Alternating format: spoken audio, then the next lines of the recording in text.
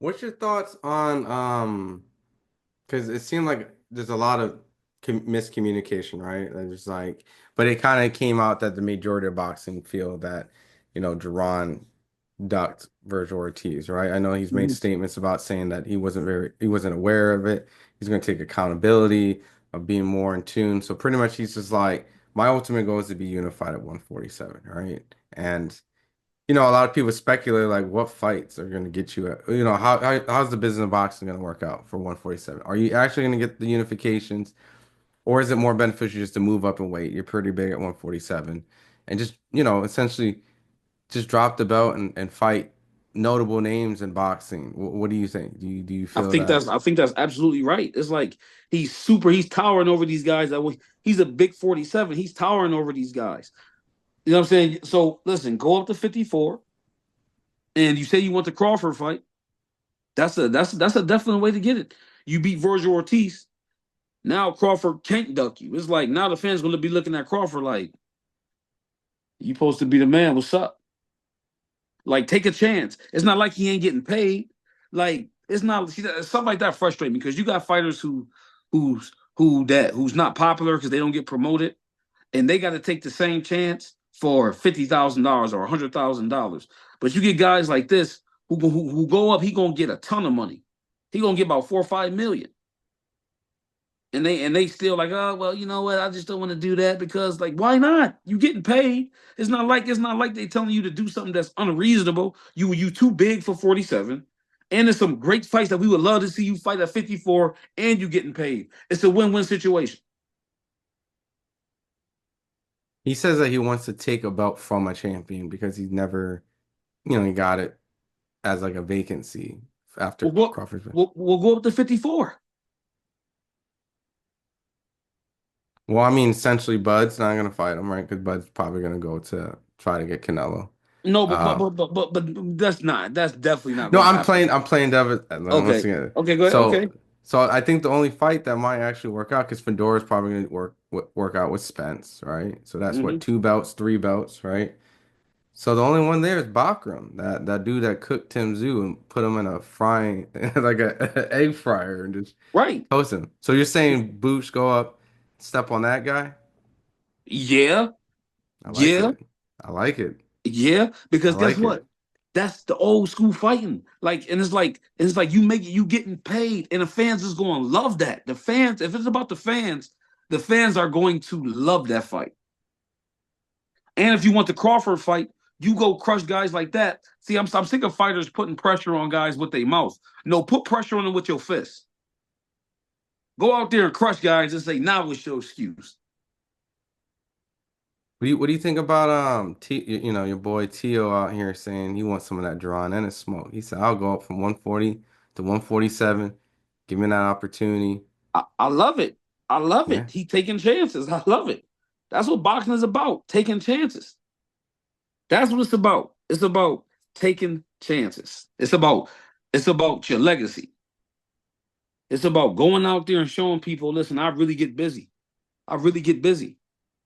Well, for I all right, so really check it out.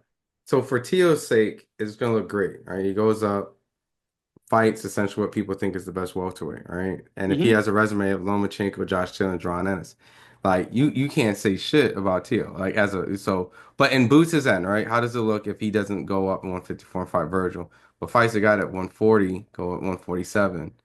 Like, does Hey, that look good for Boots? You get what I'm saying? Like people gonna be like, yo, you ain't fight Virgil and you fought Tio. right, right. But that's why I say he should go up to 54. That's why I say Okay. he should, that's why I say he should go up. Like, but if T.O. come up in his yard, you know what I mean? It's his duty to protect his house. We got to get Tio versus Boots at this point, man. Because You know what I'm saying? Because I if he think ain't it'd gonna be. go up, if he ain't gonna go up, it's like okay. Like I think Boots is playing it safe. Like it's like nah, man. Like listen, go.